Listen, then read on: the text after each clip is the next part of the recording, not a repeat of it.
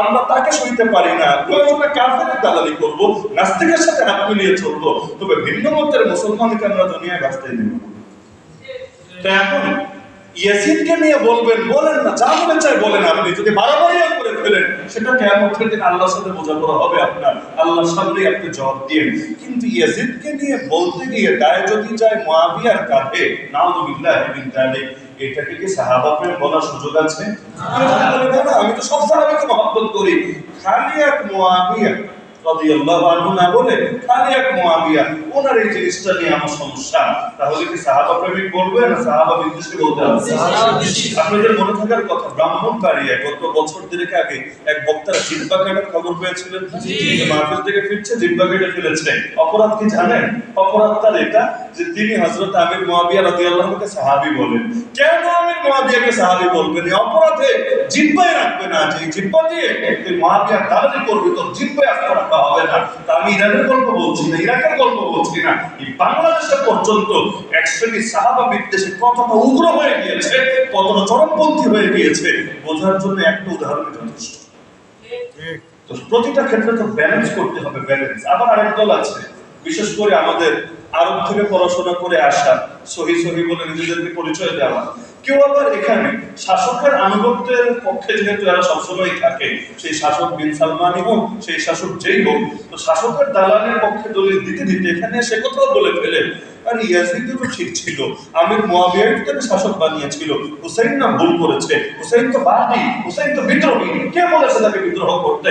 আর বিদ্রোহী শাস্তি মৃত্যুদণ্ড, এটা সবাই জানে। অথচ এই হাবাগুলো মৌলিক বেসিক মাসালাও বোঝে না। ইসলামের রাজনীতি সমাজে নাই, তো ইসলামী রাজনীতির মূল কনসেপ্ট গুলো বোঝে না। এটা আমার আলোচ্য বিষয় না, তবে কথা আসলো বলে আমি শুধু একটা ধারণা দিই, একটা জিনিস মাথায় রাখবেন। ইসলামের রাজনীতিতে সিস্টেম হলো আগের খলিফা, খলিফা বুঝেন তো, দর্জি, ইসলামী রাষ্ট্রপ্রধান, আগের খলিফা যদি কাউকে পরবর্তী স্থলাভিষিক্ত ঘোষণা করে যান, মনে করেন আমি খলিফা, আমি ঘোষণা করে গেলাম যে আমার পরে উনি হবেন খলিফা, তো যাকে আমি ঘোষণা করব ইসলামের পরিভাষায় তাকে বলা হয় ওলিউল আহদ। কি বলা হয়? ওলিউল আহদ, ওলিউল আহদ। যেমন এই বিন সালমানের নামের আগে দেখবেন আপনারা পত্র পত্রিকায় লেখে ক্রাউন প্রিন্স, দেখেন নাই? ক্রাউন প্রিন্স বিন সালমান, ওর নামটা আমার মুখে আসে না, আল্লাহর নবীর নাম এটা, আর এই নামটা এইরকম পাকিস্তান নামের আগে উচ্চারণ করতে হবে, আমার জবানে আসে না, এজন্য ওর নাম মানে গোপন রেখে আমি বাকি শব্দটা বলি বিন সালমান।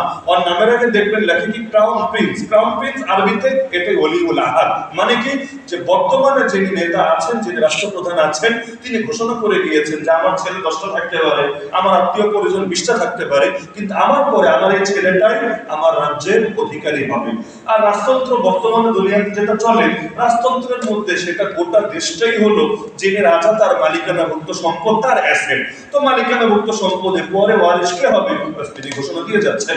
ওই জামানায় যেটা হয়েছে, যাদের মুআবিয়া রাদিয়াল্লাহু তাআলা আনহু, তিনি অনেক সাহাবীর সঙ্গে পরামর্শ করলেন, আবার তার ইজতিহাদের ভিত্তিতেও সব দিক মিলিয়ে তার কাছে এটাই মনে হলো যে পরবর্তীতে শাসন করার জন্য ইয়াজিদ বেশি পারফেক্ট, বেশি উপযুক্ত। এটা ছিল তার ইজতিহাদ। যেহেতু তিনি মুস্তাহিদ ছিলেন, কোন সন্দেহ নেই, সব ইমামরা একমত, তিনি মুস্তাহিদ ছিলেন, ইজতিহাদ করার, গবেষণা করার শরিয়া সম্মত অধিকার তার ছিল।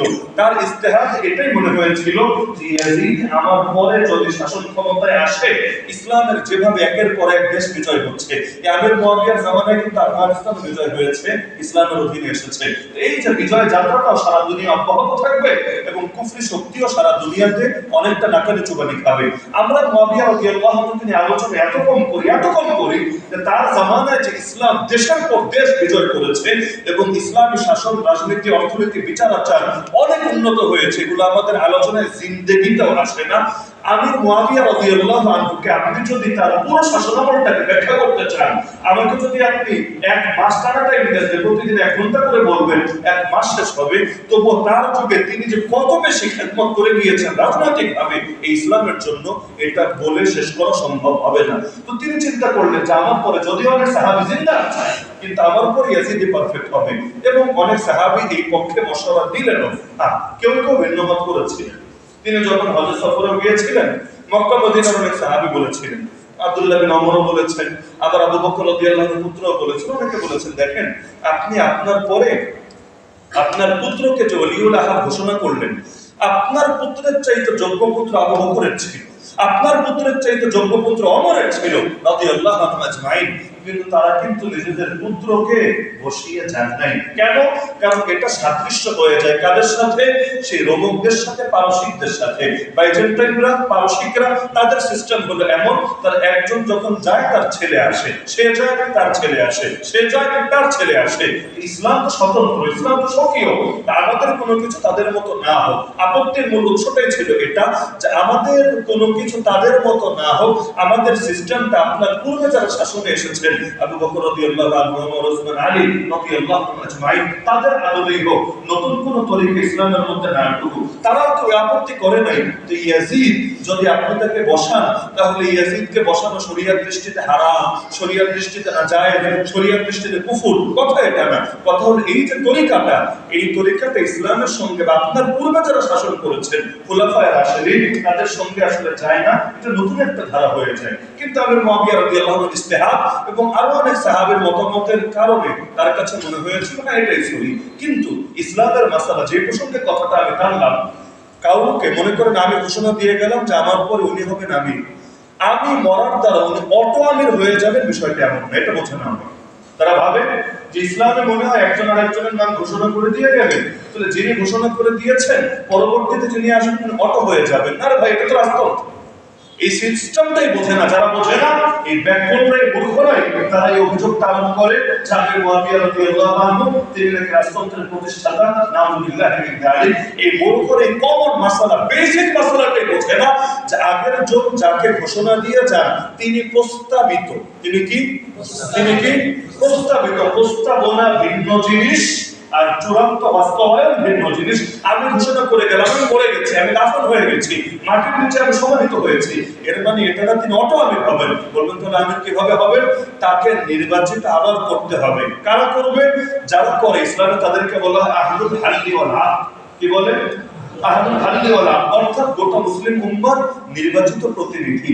প্রত্যেক জায়গার যারা বড়, দ্বীনের লাইনে বড় বা দুনিয়ার লাইনে বড়, যাদের মতের উপর সকলে আস্থা রাখে, এরকম মানুষরা একসঙ্গে বসবেন। তারা বসে এই সিদ্ধান্তটা দেখবেন যে আগের আমির, আগের খলিফা তো ওনাকে প্রস্তাব দিয়ে গিয়েছিলেন, আপনারা কি বলেন, উনি থাকাটাই পারফেক্ট হয় কিনা।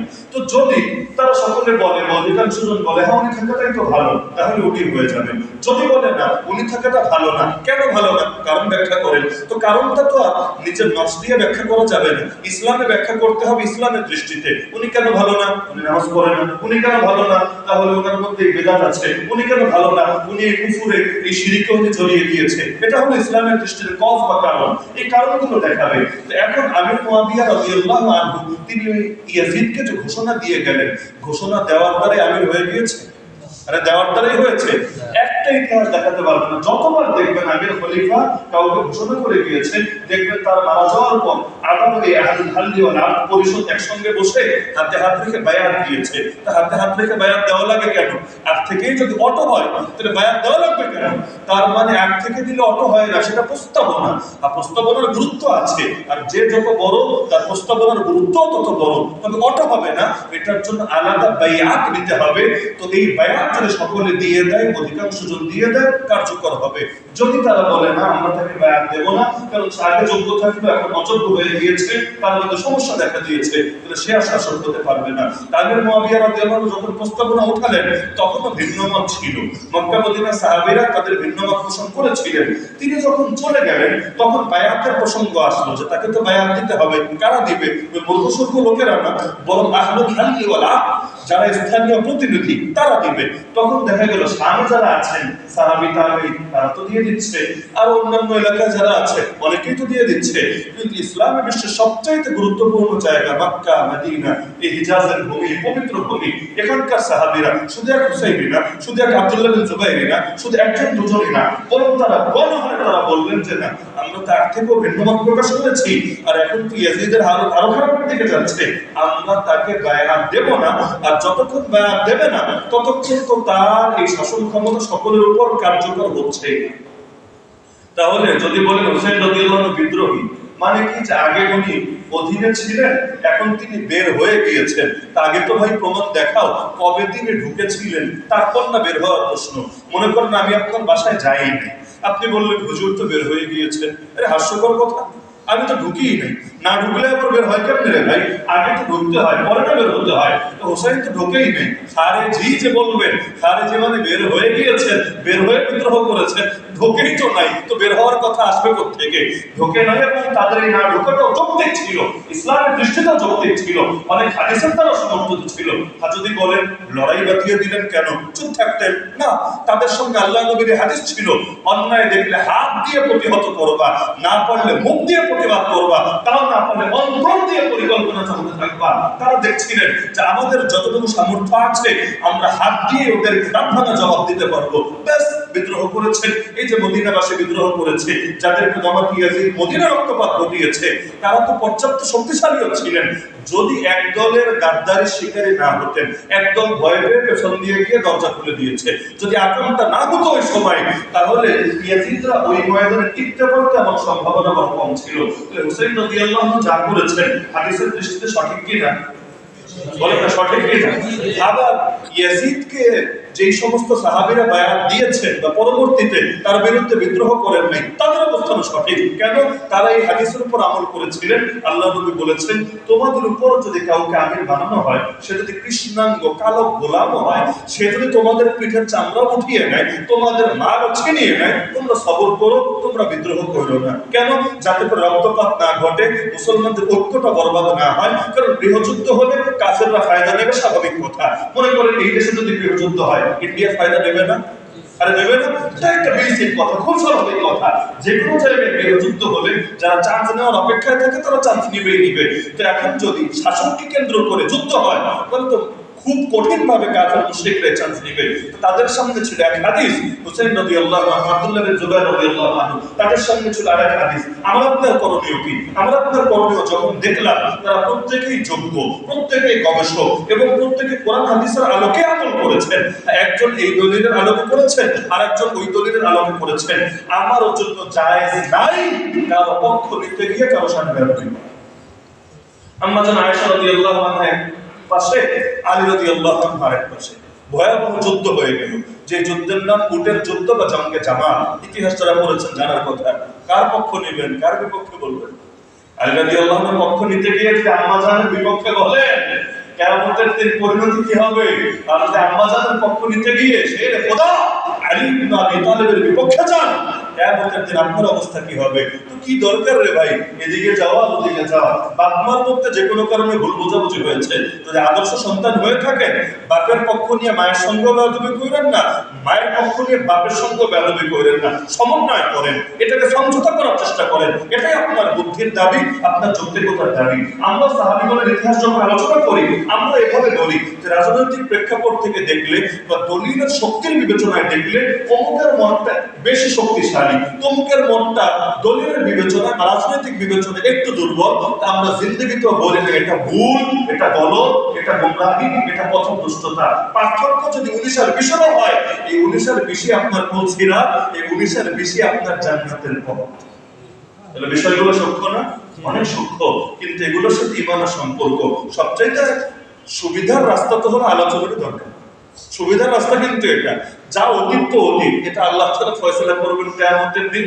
সবকিছু আলোচনায় আনার দরকার নেই। মুফতি শফির রহমাতুল্লাহ নাম শোনার কথা অনেকে, মুফতি আজম পাকিস্তান, এবং আল্লামা তাকি উসমানী এবং রাফি উসমানী ওনাদেরও পিতা। তো ওনার কাছে একজন একটা পত্র লিখেছে, চিঠি লিখেছে। ওই যুগটা টেলিফোনের যুগ ছিল না, পত্র আসতো আর হুজুররা পত্রের জবাব লিখে পাঠাতো। ওনার কাছে পত্র এসেছে যে হযরত ইয়াজিদ কি জান্নাতি নাকি জাহান্নামী? কঠিন প্রশ্ন, ভালো না মন্দ এটা না। ইয়াজিদ কি জান্নাতি